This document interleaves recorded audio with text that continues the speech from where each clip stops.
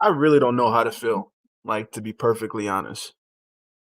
Because and you know what? Let me preface this right now because there's there's a lot of WWE diehards that will say that anybody that criticizes NXT 2.0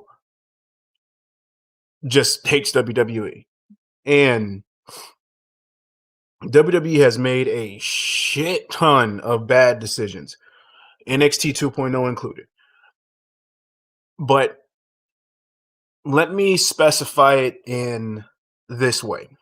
If you have a car that you purchased and you spent years customizing it, taking care of it, doing the maintenance on it day in and day out, driving it, making sure that everything was up to par. And one day something happens to where you're just completely unable to drive that car. And instead of it just sitting there, you want it to bring joy to somebody else's life. So you hand that car off to somebody close to you. Let's say it's a sibling or a parent, somebody, best friend, whoever. And they take that car and they don't do what you did to it. They don't take the same care and concern. And they've been there watching you this entire time. They know how you feel about this car. They've seen how much you take care of this car. They see the condition that it was given to them in, and they see the way that you kept up with it.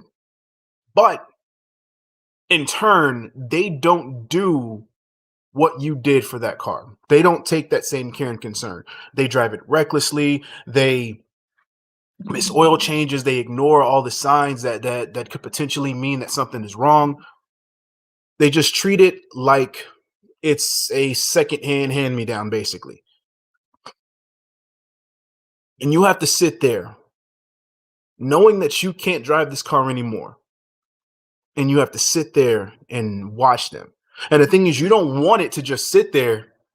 So of course, your initial reason for giving it away or allowing somebody to take up this car is so that way what you did for it doesn't go to waste.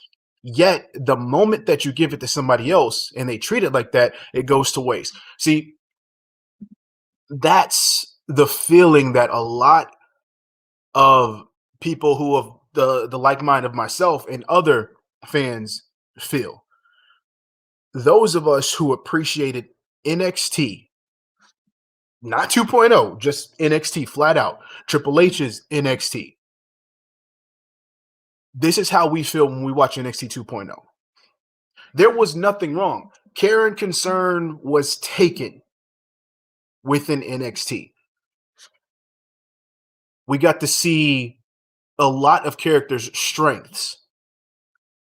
Now, granted, most of the superstars probably had weaknesses here and there, but they weren't glaring, or they were hidden very well. So that way, we will focus more on the strength, on their strengths rather than their weaknesses.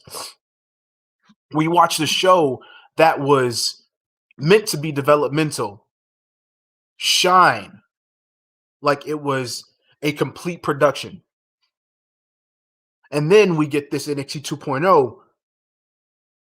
Who's supposed to take up the reins of a previous iteration of NXT that needed no help getting better. And now you have something that is called a developmental that feels like a developmental. And this is where we say, if it ain't broke, don't fix it. And so now you have a third iteration of a WWE show that actually feels no different from the other two iterations. Now, the production, of course, the production is good, and I'll get into that when I actually get into the beginning of the show. But the thing is, people cared about NXT because they wanted an escape from the main roster BS. And now it's pretty much about a good 80% no different from the main roster. And that's why you see a lot of us who cared about the previous version of NXT and shit on the main roster all the time. This is why we feel this way. Because it's like you taking a car that we spent so much time on, taking care of, driving, making sure the maintenance was good, making sure this car was in tip-top shape, and it just being handed off to somebody who doesn't give a shit about it. That's what this NXT 2.0 feels like, and this is the reason why you see a lot of people on social media in the YWC, the IWC, completely shit on NXT 2.0. Now, of course, I came on here a long time ago and said that I wasn't even going to listen to watch this, review this, I was pretty much done. But because of the love that I have, not only just for WWE and the history that I have with it, but for the simple fact that NXT deserves so much more, that I desperately want it to be good. But I can only want that. I can't make the shit better. That's WWE's job. So, are they making it better? I don't know. I honestly can't answer that, because there are some things that I do like about it, but there are other things that I can't fucking stand. And this show almost embodies, well, at least this week's show almost embodies exactly the feeling that I have with the overall concept of NXT 2.0. Mainly because this show in itself was just flip-floppy, because it literally started out cringeworthy. But before the show even started, they gave us a package, a very, very bittersweet package. They recapped what happened at the main event of last week, where Swerve ended up losing his North American Championship due to Carmelo Hayes' contract situation, which was still never, not one time did they even explain the rules and regulations of this fucking contract and how it's supposed to be used. Makes no fucking sense. But I digress. Here's the good thing about that package: the production value. That's the only good thing, because all you did was remind me about something stupid that happened last week. But when we actually get into the fucking show, it's all cringe. Complete cringe, because you get Hayes and you get Trick Williams coming out, and Carmelo Hayes does not feel like a champ. He does not. He has the belt, yes, but he does not feel like a champ. His promos are still trash. Trick is still fucking cringeworthy. Complete cringeworthy, which I don't get. I don't know if they're supposed to be comedic or they're supposed to be serious, because, and we'll get into something later on that happened with these two. I'm just there's nothing definitive about these two characters, because at first you had them to where it's, oh, their faces, oh wait, they're heels. Okay, now they're technically flat out heels. I'm guessing. This is just a complete assumption, but you have them having this comedy act, almost acting like stooges, but there's nobody for them to be stooges for other than each other. And this is why a lot of this is an issue for me, because then we get into, this is more to the point of where they're going with NXT 2.0. And I'm going to say a lot of shit about how I feel right now about this show, but I'm going to reserve my judgment for the definitive shit until at least until I watch Halloween Havoc, because I think that'll be the telling sign as what is going to happen moving forward, because I think we can kind of gauge the direction they're going to go based on who wins and who loses and what the fuck happens. So during this trash promo that Trick got, and I don't know if he understands, because he said the dictionary, but I don't think this dude actually understands how to alphabetize his words, because he said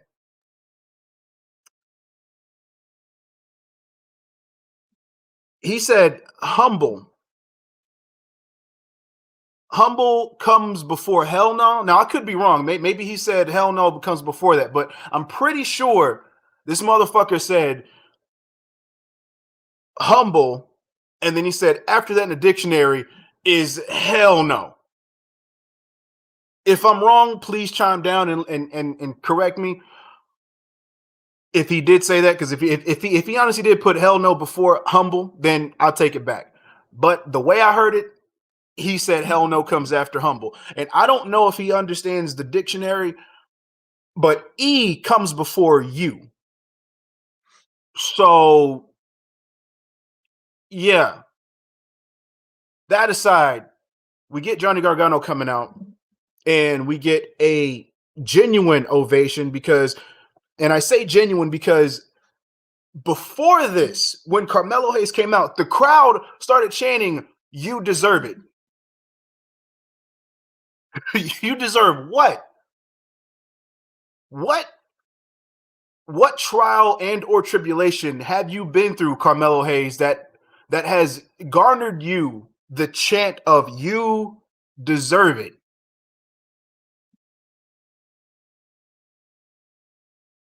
And this is one of the main reasons why I say a lot of NXT's a lot of NXT's chants from these fans are so disingenuous because they all seem staged. They all seemed heavily coerced by somebody because I just don't understand why anybody would sit here and think that that makes any fucking sense. Now, when you get Johnny coming out, that felt like a genuine ovation because that's what we've pretty much heard prior to all of this. Johnny Wrestling, Johnny Takeover. That this is exactly what we're used to hearing. So that's genuine. So you can tell the differences, and they're not trying to hide it at all. It's like them telling you, "Yo, this is the agenda that we're pushing." Because I don't understand if he's supposed to, if Carmelo Hayes is supposed to be a heel, why are you coercing them to chant for him then? Unless this is something that you're trying to push to say, you know what? Fuck all the previous superstars. Focus on these superstars. And that's something that this show had heavily in terms of what I believe would be agenda based because you have a lot of the breakout stars or the new stars coming in, all continuously feuding with people of the past or having segments with people of the past, whether to beat them, to overshadow them, or to put them in a segment with them to make it feel like, oh, we're going to take your place. Because this happened continuously throughout this show. So, of course, you get this whole thing, which even more cringe, where they're starting to talk about Indy being Johnny's daughter, which it was a tongue-in-cheek thing at first. And you know, when this first started happening, nobody would outright say it, but it would be joked about, like because that's how they were acting. And now they're going full on, being like, "Oh yeah, that's my daughter," and "Oh, there's my son-in-law." It. Why? It's funny because this is almost like when you have somebody not getting the joke, so they take it seriously and so they push it as if it's meant to be. I'll tell you what, it's almost like when you have people of a marketing company and they see things on TikTok, and so they take the hot thing that's going on there and they try to spread it or sprinkle it into some type of marketing campaign to make it sound cool. This isn't one of those situations. You shouldn't do that. If it's supposed to be tongue in cheek, you're supposed to keep it like that. You're not supposed to push it as if it's like, oh, you know, it's part of the storyline. Here we go. We're going to be serious about this. It's fucking stupid. It was funny when it was meant to be a joke. It's not going to be funny now, at least not to me at this point. But so now we have Carmelo Hayes' first potential contender for the North American Championship in Johnny Gargano. So if Johnny doesn't beat Carmelo Hayes, fucking stupid call. Because there's no way, there's no way you're going to have Adam Cole beat Carmelo Hayes handily, and then just have him just beat Johnny Gargano. No, no, not at all. I digress. But ironically enough, we had two previous members of DIY start the show and end the show in two different segments that actually had the same type of feel, which I both hated. But we'll get into Ciampa's shit. And of course, Scoot's telling me that Scoot. Oh, you know what, Scoot? I'm gonna you want to chime in, Scoot? Because see, Scoot's messaging me, and he's telling me Hayes is gonna beat Gargano. I don't want to see it happen. I do believe it's gonna happen, but you know what? I'm gonna let Scoot say his piece. So hold on, let me get you in, Scoot.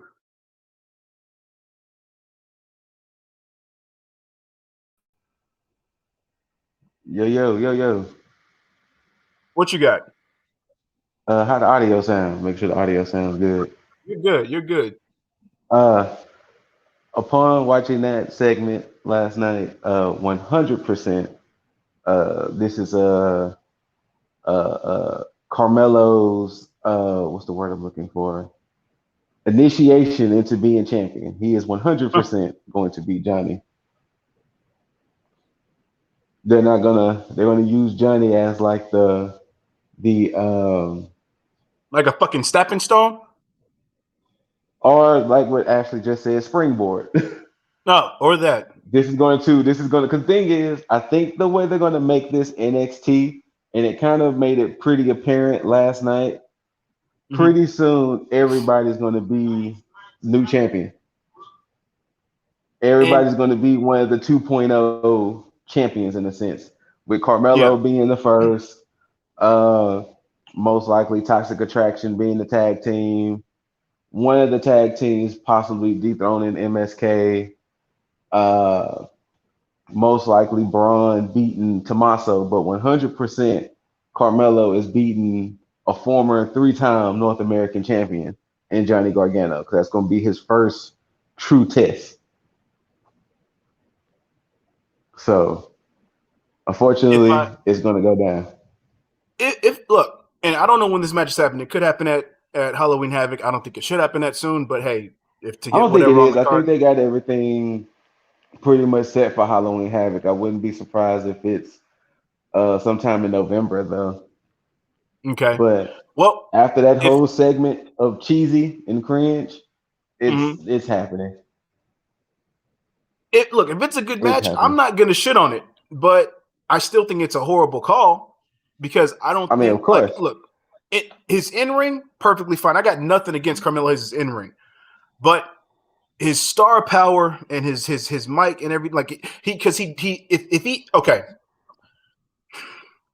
if he had a mouthpiece, and I don't mean Trick, because Trick is a horrible fucking mouthpiece. If he had a mouthpiece, cool. Yeah, Trick is a horrible mouthpiece for Carmelo.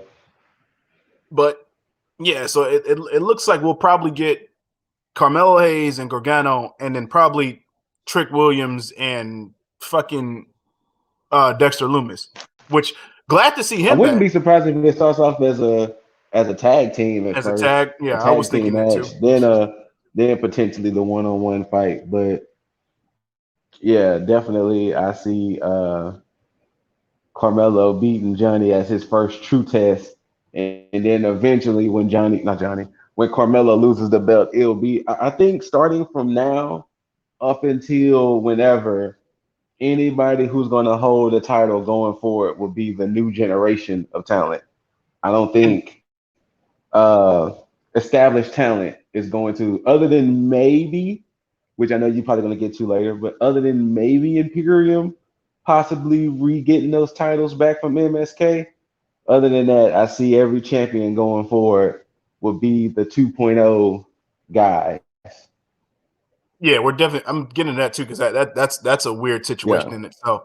But the problem that I have with this, and this goes across the board, Because if now, and again, correct me if I'm wrong, whether it be Scoot or anybody in in the comment section, anybody who's been in a prominent role as far as this new generation of NXT 2.0, they haven't really feuded with each other. And I'm not going to sit here and say Odyssey Jones and Andre Chase, which I'll get into next, because I think anybody who's been in the breakout tournament and faced each other, that doesn't count to me.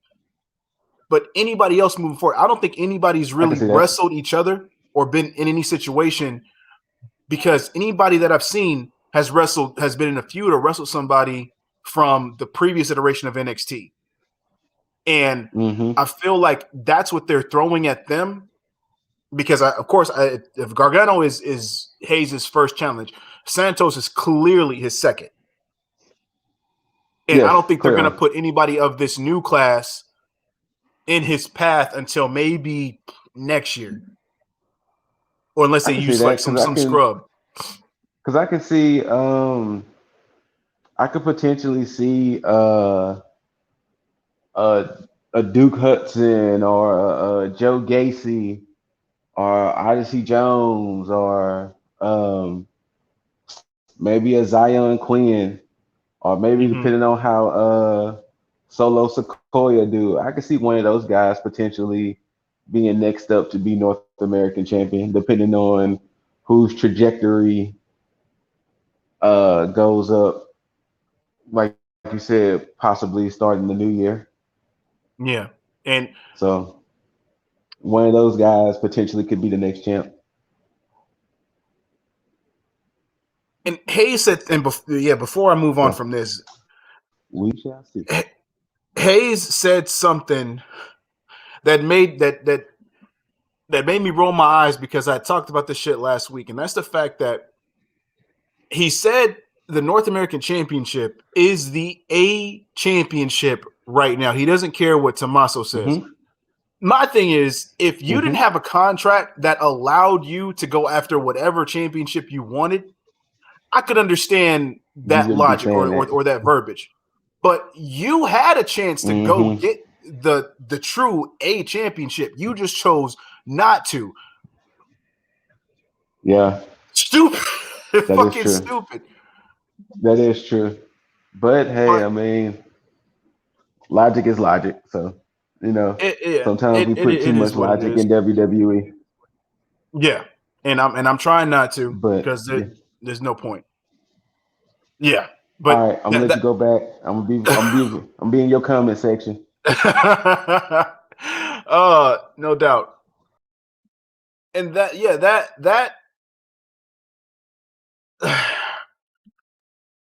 was that opening. And then we get into our first match, which was Odyssey Jones and Andre Chase. I don't care about, because I feel like Andre Chase deserves better. Not better against Odyssey Jones, because I think Odyssey Jones is fan-fucking-tastic. I mean the character work that they're doing with Andre Chase. Not allowing him to fucking wrestle in wrestling attire, continuously having him wrestle in these fucking teacher's garb. Stupid. Fucking stupid. And he lost, as he should have, because I don't see him going anywhere with this fucking gimmick. So, on to the next thing. And this is where Scoot should hate me. But I guarantee you he's not, because this is probably the one time that I praise Diamond Mine. And no, that does not mean I'm going to praise Malcolm Coal Miner. I'm not. He's still on the shit list. But Diamond Mine actually looks like a complete package as far as a faction goes. Nivy Isles, Creed Brothers, Hachiman, Roderick fucking Strong. All of that, with the exception of Malcolm Coal Miner, Diamond Mine looks like a complete package. And I do love the look and feel of this stable. Mainly because, and I think it's more so because of the Creed Brothers. I think if they were some hodgepodge tag team and they were just there, I don't think I'd feel the same way. But because they are amateur wrestlers, it gives it that legit feel. Because then, of course, you have the addition of Ivy Niles, which makes it even better.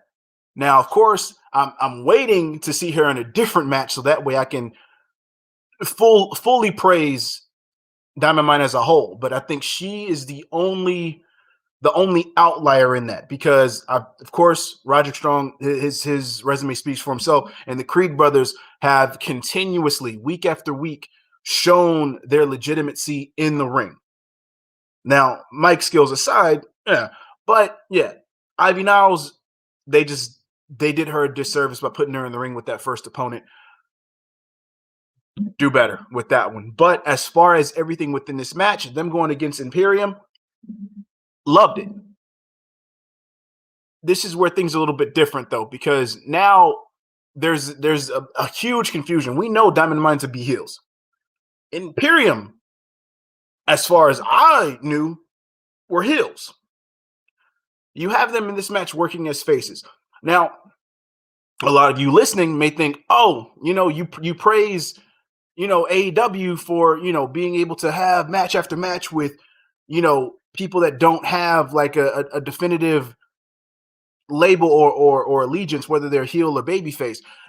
That's because there's a different feel in AEW. AEW feels like an indie promotion, and usually with indie promotions, the fans are always going to root for whoever they want to root for because that is pretty much the overall spectrum in terms of the independent scene.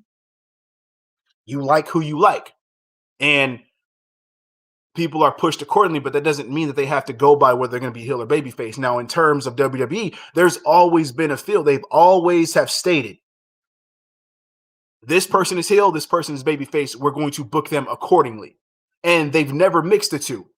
So for me to see that shit done in NXT makes it even feel more so, or rather it should feel more like the main roster because they're pushing it like that. You can't take away the previous iteration of NXT and then try to say, oh, it's still that indie feel. It's not. It's not. So you can't try to book it as such because you have an agenda. And so now nobody knows what the fuck to do. As far as people watching it, the people in the stands, your audience there, they know what to do because they're coerced into doing that. They root for who you tell them to root for. They boo who you tell them to boo. They chant for whoever you want them to chant, for who you guys want them to chant for. And they cheer the obnoxious shit that you tell them to chant. Things like Carmelo Hayes, you deserve it. Still fucking stupid. But I digress. Imperium is meant to be heels. I don't care if they're babyface, but you need to tell me that they're babyface or show me why they're babyfaces now, because there's zero explanation. Ever since Walter lost the championship to Ilya Dragunov, there's been no mention of Walter on NXT TV. Imperium looks like they're just out there on their own. But you never gave any explanation, just like you never give any explanation to the people that you continuously introduce.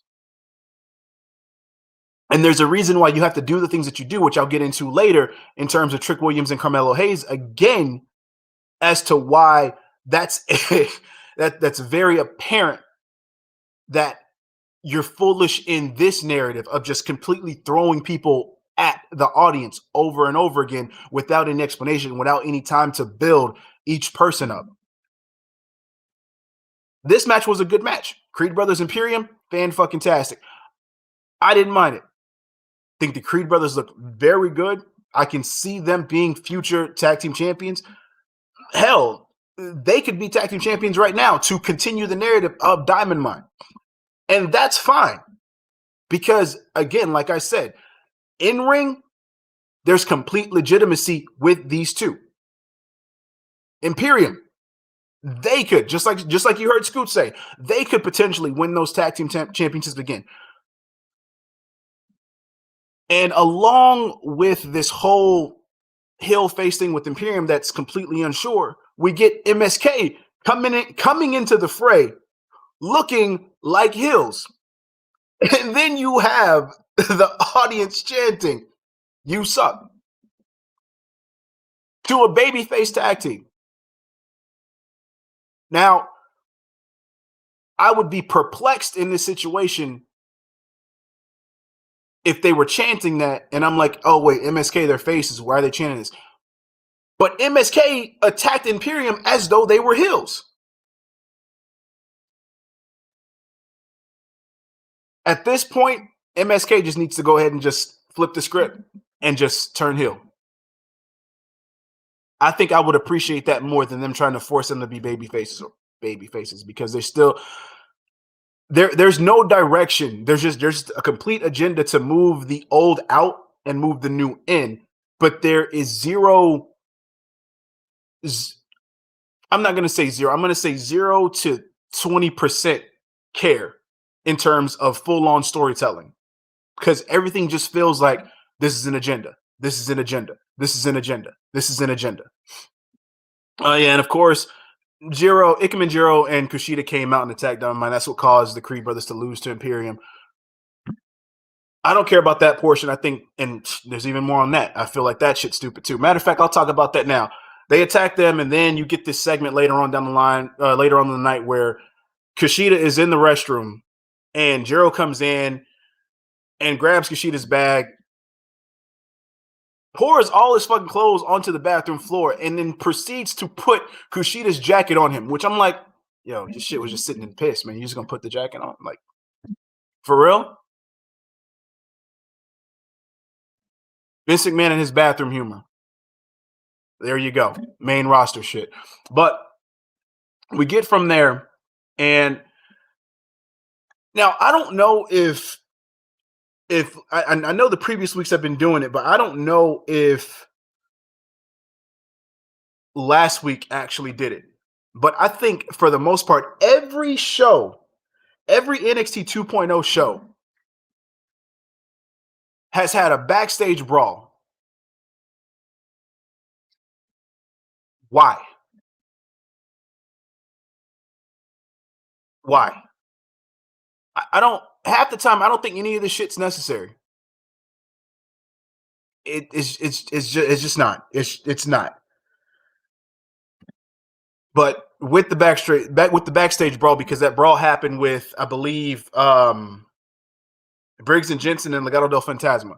We had Legado del Fantasma pretty much address Carmelo Hayes in that situation with Swerve. And yeah, I honestly don't see the purpose of Legado del Fantasma being on NXT 2.0. They should have been drafted, to be perfectly honest. And I've said this before. What else do you do with them at this point? I mean, do you end up putting the tag team titles eventually on Mendoza and Wild? Do you end up putting the North American Championship on Santos somewhat down the line? Because I think if you do that later on, it's going to be too little too late. Because the time to put it on him was last week. And this would have made sense because this promo would have made more sense because it would have been better. And it would have made more sense for Mendoza and Wild to have the match with Briggs and Jensen like they did later on in the night, to kind of push the narrative that, you know what, maybe Legado del Fantasma could get some fucking gold.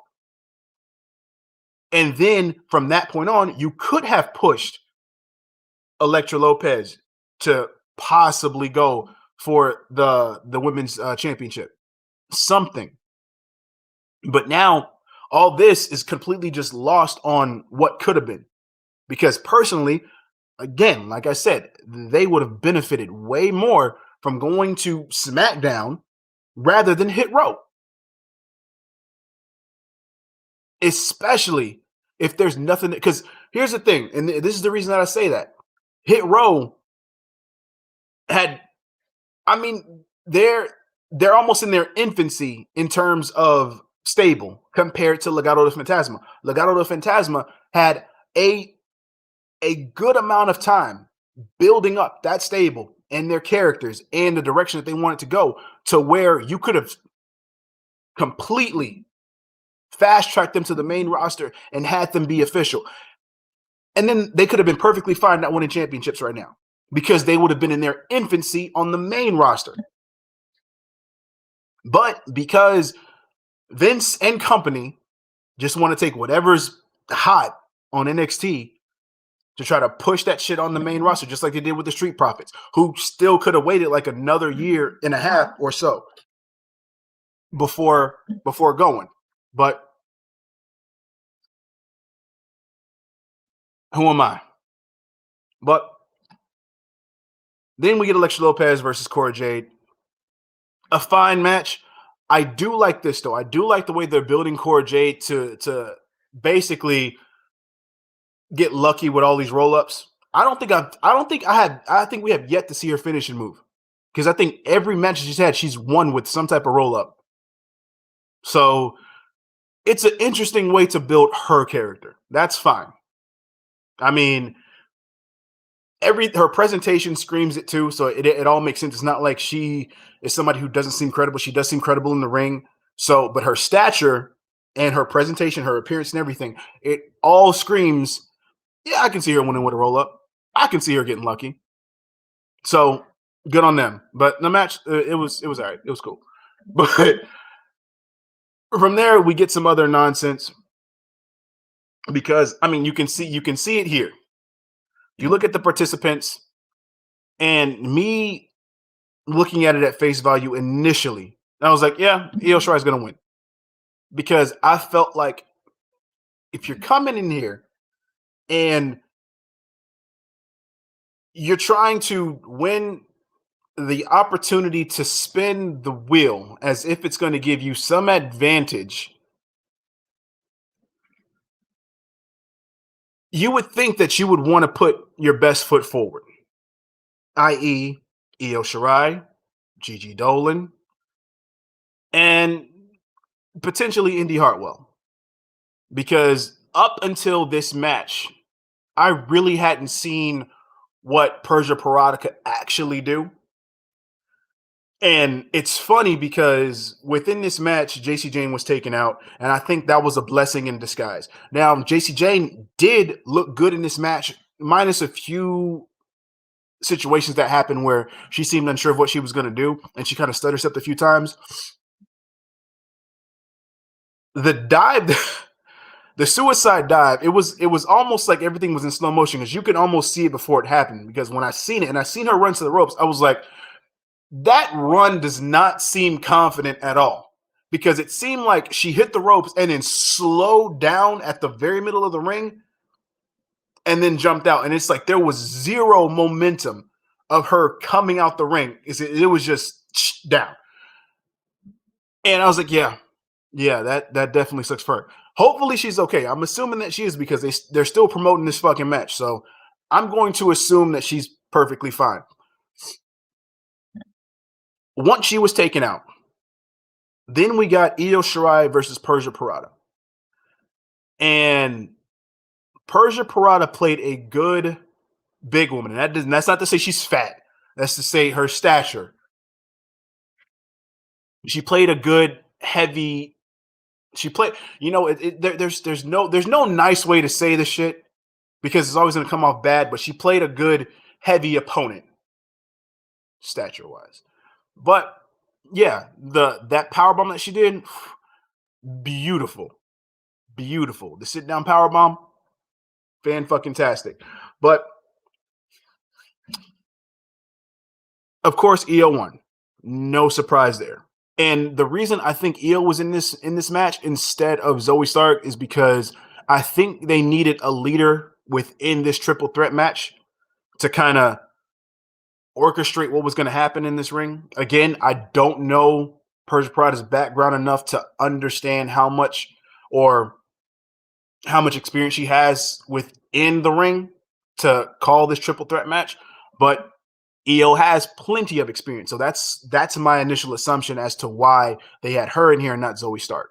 So Io wins, they spin the wheel, and we get this Scareway to Hell, which is contradiction in itself, because I digress. But yeah, so we get a ladder match. So that's cool. Hopefully we don't get JC Jane trying to dive off a ladder because I think that's going to be the end of it. That's not to make a joke. It's going to come off like that. We could all laugh about it. But yeah, I don't want her to get hurt. I just think that I would hope that they do a lot of practice to get this shit right, because I don't want them coming into this match inexperienced and then trying to take spots that they're not ready for, because that's going to feel like that shit's completely rushed. And I think that's very irresponsible in terms of a developmental company to do. So we'll see.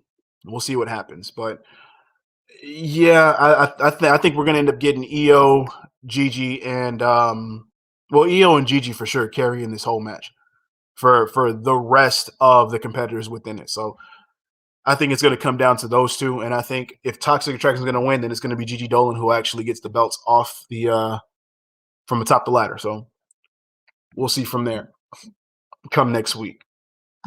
But then we get Tony D'Angelo, which again I've said before, star power, fantastic, but the fucking attire, it's the same thing with Grayson Waller. I can't get behind this attire. Like, I get they're trying to go for this whole like Guido look for him with the whole jumpsuit and the white beater and the fedora. Just but at the same time, it's very played out. It's very 90s, early 2000s WWF, and it doesn't do it for me. But his in-ring shit does it for me perfectly fine. So good on him. I'm glad this match was short, because he went up against what I would call Vince's top mid-card heavy as far as body, and then the face of a K-pop star in what, Ru Feng, or is it Ru Feng? I think it's Ru Feng. I didn't get a chance to listen to the name, but it's there. But yeah, so he won handily, and then we had Samantha Irvin come into the ring. Samantha Irvin, though. And she came in to interview Tony D'Angelo to ask him for the whereabouts of, I forgot the name, Lash Legend's assistant, I guess. Which I'm glad that this shit wasn't on the show. I'm hoping that it's gone for good, because Lash Legend and anything regarding that Wendy Williams knockoff shit can just be gone forever. But Tony D'Angelo now trying to coin his phrase, the whole forget about it thing. He said, yeah, take this money, buy you something nice, and forget about it. So we'll be seeing those shirts soon enough, I'm sure. So they're going to coin that, and then we'll move from there. Then we get the fucking Duke Hudson's, was it Duke's Poker Room? Trash.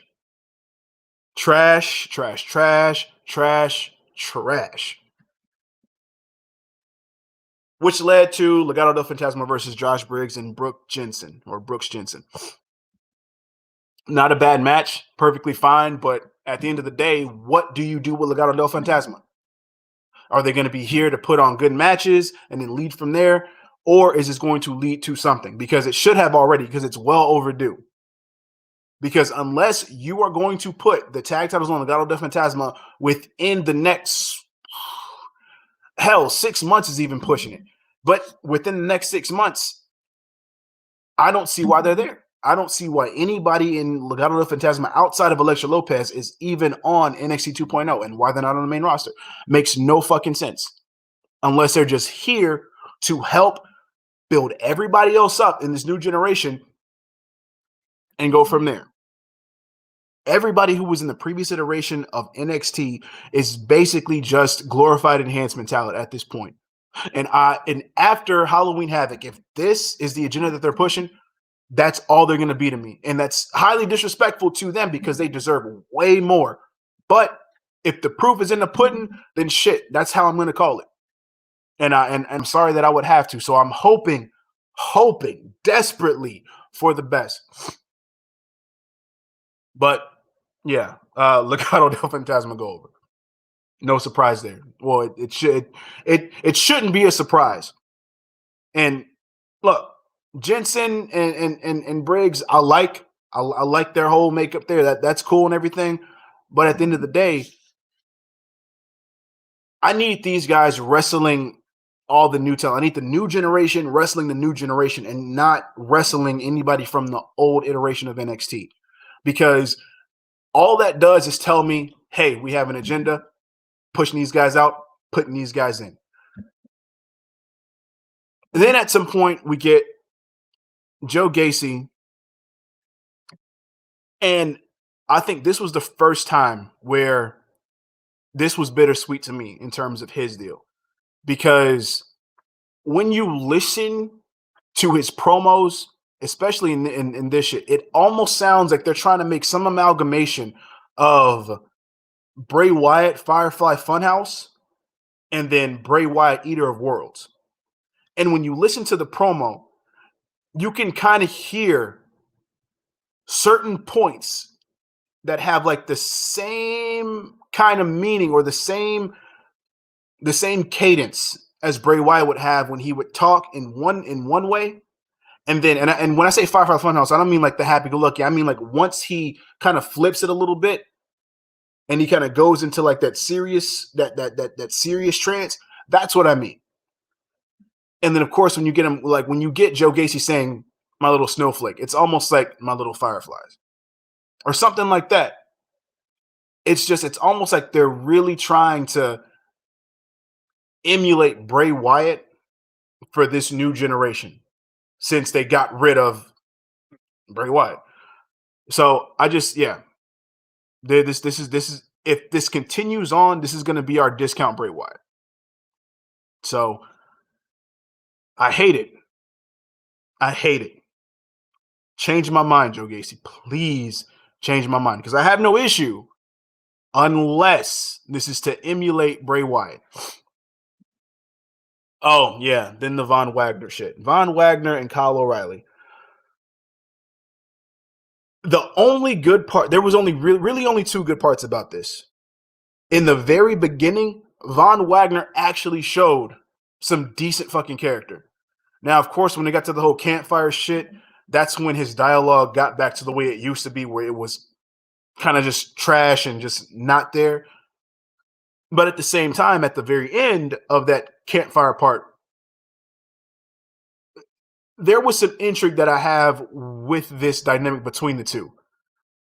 Now, of course, it's at the cost of Kyle O'Reilly's singles push that they work so hard, that Adam Cole worked so hard to get on the board, all of it to go nowhere. All of it to go nowhere. So basically, we're probably going to get this this big man, speedy little guy dynamic where we get Kyle O'Reilly taking all this shit in a tag match just for Von Wagner to get the hot tag and then run in a rough shot and then get the win. Disrespectful to Kyle O'Reilly. But we'll see what happens. Von Wagner actually showing some progress, so I'm fine with that. But this is what they should have been doing previously instead of just throwing Von Wagner right into the main event on the inaugural episode of NXT 2.0 for the fucking championship. No sense. All this shit is fucking backwards. It's just all over the fucking place. But yeah. Then other shit that doesn't make any sense. Grayson Waller versus LA Knight for the opportunity to host Halloween Havoc. Who the fuck is asking to do this shit? When Shotzi did it last year, it made sense because Shotzi's character and Shotzi herself, character aside, likes Halloween. She likes horror shit. That's her thing. It makes sense. It goes hand in hand.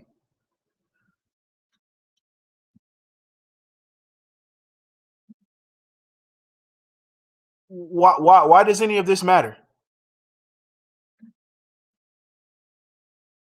Of course, LA Knight won. Fine. If this does not lead to something for LA Knight to do, if him hosting does not lead to him getting into a major feud with the winner of Tommaso Ciampa and Braun Breaker, then why the fuck is LA Knight there? Why is he not on the main roster either? Bullshit. Bullshit, bullshit, bullshit. Grayson Waller, good in the ring though. Attire fucking sucks. Good in the ring, attire sucks. I know that you have a reason for wearing it. Change it. Change it yesterday. Please.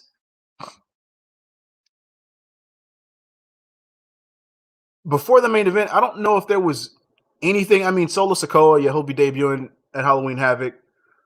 Oh, that's what it was. Trick Williams and Carmelo Hayes looking for Carmelo Hayes' North American Championship belt. Here's the shit I was talking about. So, the glaring reason or the glaring thing about them continuously throwing people at you is that you don't know who the fuck you're watching on TV. Because normally, just like the previous iterations of NXT did, they made sure that they introduced a character and gave you a chance to actually get familiar with them before they start putting them in prominent things. You have a North American champion and a pseudo, very lacking, by the way, mouthpiece in Trick Williams, and they still have to put the name graphic when they come on screen. Why? Because half the people don't know who the fuck they're watching. Why? Because all you did was throw this person here and this person there and this person over here and this match there for this person here without any explanation as to who the fuck we're watching other than I'm such and such. I'm here to do this and then that's that. Yet, you still feel the need to put the name graphic on screen. Good job. Good job, main roster production. You're doing a bang up job showing us exactly why you should have left NXT in Triple H's hands. And the funny thing is, it almost makes sense because you did the deal with Peacock for the WWE Network, where you did perfectly fine with that before Peacock. And then the moment that it goes to Peacock, all the work you did to make WWE Network better and manageable completely reverted to all the fucking issues that you had previously at the initial launch of the WWE Network. NXT 2.0 is almost a mirror image of that whole situation right now.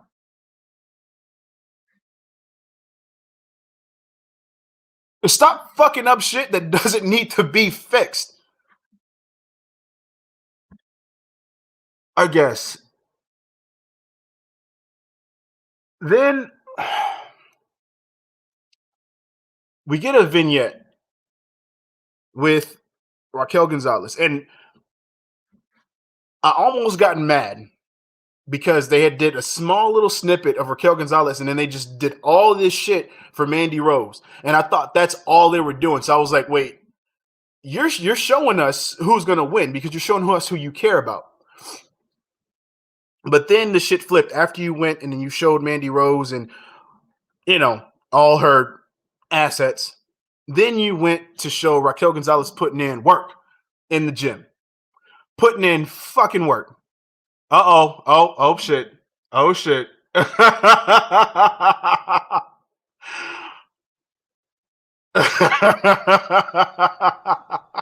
You know, I'm gonna just say this. I'm gonna just keep it all the way above. As much as I love Raquel, her title reign has been lackluster. I know, I said it. Yes, I hate it. I still love you, Raquel. Hey, Raquel. But Mandy Rose being the one to take the title off of Raquel, I do not know how I feel about that. Because, go ahead. No, go ahead, Scoot. Because I understand. So I get the fact that you can come back to NXT and become reborn and revamped, but you show this whole new attitude and aggression in NXT, but not on the main roster. And now you want us to legit believe in the 3 months you've been back, you're credible enough to take out Raquel. Now, granted, it's going to be under some type of stipulation, so most likely toxic attraction can help you out to win, but you're going to be credible as champion now because you then came back, dyed your hair, and got clicked up. Now you're credible to become NXT Women's Champion. That's what I don't like personally. Mm-hmm. Absolutely. You know, and that's what's not sitting right with me with this whole situation with Mandy and Raquel. and that's more to my point because once Mandy got on screen, because you had Raquel come out on the bike and you had her the first few shots of her in the gym working out, and then you had Mm-hmm. Mandy in the car, and before you had Mandy in the car, all you had was these camera shots of her ass, of her breasts, of her hair, of her face, all this other shit, Mm-hmm. and then you go on to have her say in her dialogue, "I've been called," and I quote, "hot, sexy, eye candy." Right. And you go from there and you say, "This is all I've been called, and the only thing I haven't been called is champion." Mm-hmm. Then from there, you get to Raquel back in the gym, putting in work. Here's Right. the thing: you're showing NXT 2.0 right here in this whole vignette is showing me the absolute perfect reason as to why Mandy Rose does not deserve to win this title, because the only thing they showed in terms of her work effort or work ethic is that match that she had with Ember Moon. That's And it. I and That's I it. That's said it. this and I said this last week. I don't think she needs to have this title shot right now because I think she needs to have No, more matches so that way you can build up this resume to show that you're credible to go up against Raquel. And this is the problem that I have with this whole agenda aspect. You're not taking you know time to what? build up people. You know what? I will say honestly, right now, since Toxic Attraction is the hottest thing out, it Mm-hmm. makes sense. But the two people who I truly see credible in really taking that title off of Raquel, maybe right now, would be Electra or Indy. I would have gave it to Gigi I wouldn't if want to she. give it to Gigi only because ever since Gigi damn near been there, she's been clicked up with somebody. So they kind of more Mm, established her as a tag team competitor rather than a singles competitor. Cause yeah. yeah, she did. No, the whole time she's been there, she's been a tag with somebody, except for maybe one or two matches before Toxic Attraction formed. But because I think her original tag team partner in the Mae Young Classic was Cora Jade, if I remember correctly. Mm, Then after the Mae Young, after the not Mae Young, sorry, after the Dusty Classic, yeah. then she ended up being with JC. So she's been clicked up ever since she's been there. But if she was solo, maybe I could see that too. Yeah. But like you said, they have an agenda to put that belt on Mandy. So unfortunately, it's gonna happen. Yeah. Yeah. And that's one of my main issues with that is because all they did was just show us she don't deserve it, but we're gonna give it to her anyway But we're gonna give it to her because anyway. they're gonna find a way to have all members of Toxic Attraction stand in there with all the fucking titles in the women's division on NXT.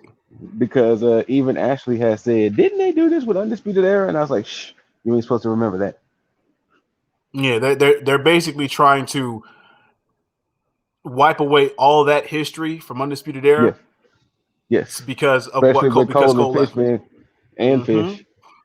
So yeah, Absolutely. but yeah, but that's my piece on that. So I'm gonna let you go ahead and finish with the main event and wrapping it all up. But yeah, all For right, sure. peeps. Again,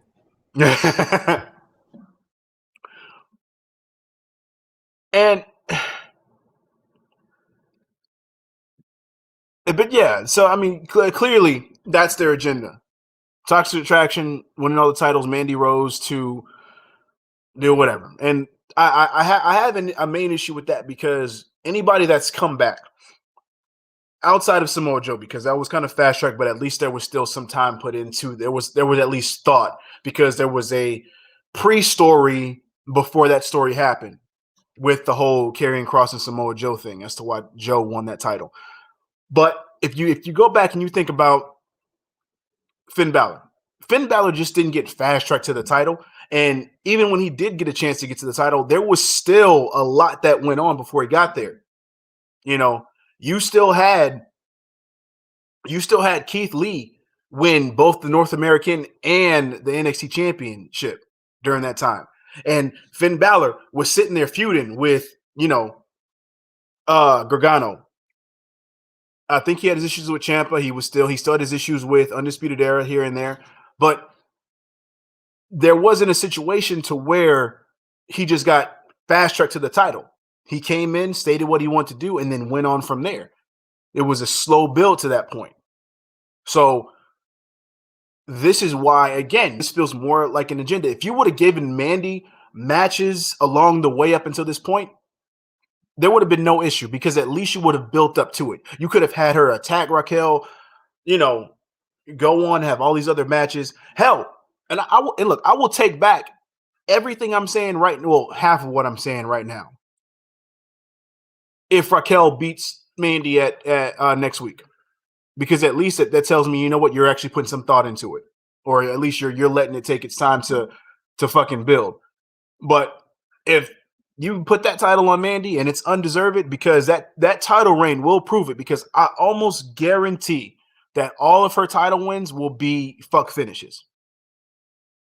Fuck finishes due to help from Toxic Attraction or just some type of fucking MacGuffin that's going to help her get the pin or count out. Or hell yeah, she might just get counted out. We'll see. And what the fuck is going on with Tommaso Ciampa? Because this ain't the Black Heart that I know. This ain't the Black Heart and Goldie that I know. We ain't getting the same promos. We're not getting the same just visceral Tommaso Ciampa. Now, and I'd say it's because he's probably trying to teach Braun Breaker something, but that's the problem there. If that was the case, I'd be fine, but that's not, because again, agenda based. And here's why. The champ, the NXT champion, came out first. It's tag team match. The first one out, not the last one. We're talking about somebody you want to be seen, you want to see him as a star, as the top of the brand. Your marquee title. You have him coming out first. Then you go to commercial. You have Braun Breaker come out. Then you have GYV come out. And then you have the match start. Now, again, nothing against Braun Breaker. I have nothing but good things to say about him. I think that he is a future WWE champion. Possibly a future WrestleMania main eventer, given the right circumstances. Definitely a future NXT champion. No doubt about it. The problem is the way they are booking him.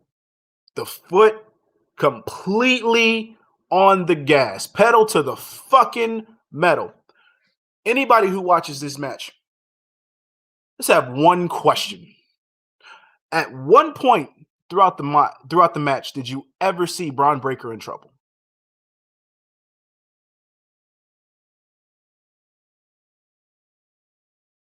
So you think about that, and then you realize that there was no point. There was no point. So I ask again, or I ask this question rather. What was the point of this match? Who was this match for? Because the only thing that I see is this was a Braun Breaker showcase. He gets in the ring. He dismantles GYV for a little bit. Then you get Ciampa in the ring. Then Ciampa has a match with, both members of GYV back and forth. And then Ciampa's in trouble. And then I'm thinking, okay, you know what? GYV is going to get in their bag again. They're going to start dismantling Braun Breaker to show just how good they are in the ring, their technical prowess, the way they can pick apart an opponent. But then Braun Breaker gets in the ring and he just dominates and then gets the pin. Wins the fucking match. What was the point of this? Was this to show everybody, oh, this guy deserves to be champion. This guy deserves to be your next champion. You can see how he is in the ring, how powerful, how assertive he is. You can see how flawless he is in the ring. And look, Braun Breaker is very fucking good in the ring. Very crisp in most cases. But the problem is, again, the agenda. There's nothing wrong with the people that they have on this show. Their superstars are great. The problem is the booking and this agenda that they are trying to push. That is the main problem. There's nothing wrong with the people that they have on this show. The gripe isn't with the characters that they have on the show. It's with the booking. Complete management, complete writers, just all that. That's the issue. Everything that's wrong with the main roster is what's wrong with this show. It's all backstage shit.